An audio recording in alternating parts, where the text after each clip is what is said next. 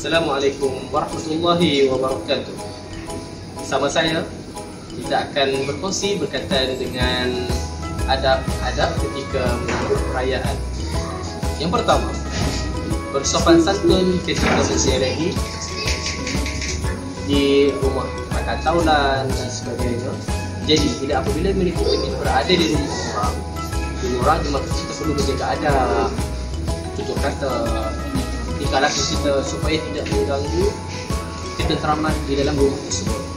Jadi janganlah kita berlari-lari, jangan kita bercakap kuat-kuat, bersopan santun, duduk tertib. Itu. Waalaikumsalam warahmatullahi. Selamat datang. Selamat Raya. Selamat Hari Raya saya dulu.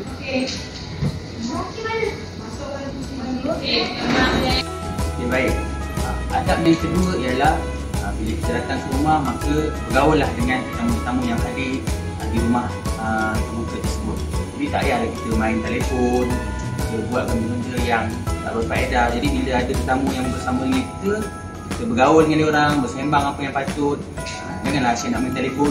Weh, tak seberapa boleh nak makan. Muhammad, asyik main telefon je bukan kenyang pun. Bantu Muhammad ibu makan sekali. Tutup telefon tu, nanti dah main-main. Yang ketiga, minta izin untuk bercakap. Jangan menyampuk waktu ketika orang tua sedang bercakap. Salam, macam mana sekolah? Alhamdulillah. Okey. Abang nak cakap sikit boleh? Ya, Muhammad. Nak minta kuis sikit? Okey. Sikit je? Okey je. Okay, baik. Adab atau etika yang keempat ialah ketika mana kita menerima duit raya daripada orang, kita perlulah mengucapkan terima kasih dan bersyukur dengan apa yang diberikan. Janganlah kita buka sampul depan orang ataupun kita cakap, alah kenapa sikit sangat ni? Itu adalah tanda-tanda orang yang tidak beretika dan orang yang tidak beradab ketika berhari raya. Jadi kita dapat hari raya, ucapkan terima kasih kepada Tuhan yang memberi dan bersyukur seadanya dengan berapa sahaja yang kita dapat. Ustaz, kami nak minta izin abang ni dulu boleh? Kau nak balik dah? Okey, boleh ni, tapi ni Ustaz ada duit raya sikit untuk kamu.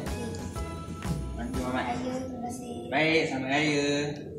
Terima kasih, selamat raya. Selamat raya. Terima kasih, selamat raya. Okey, baik, datang lagi Okey.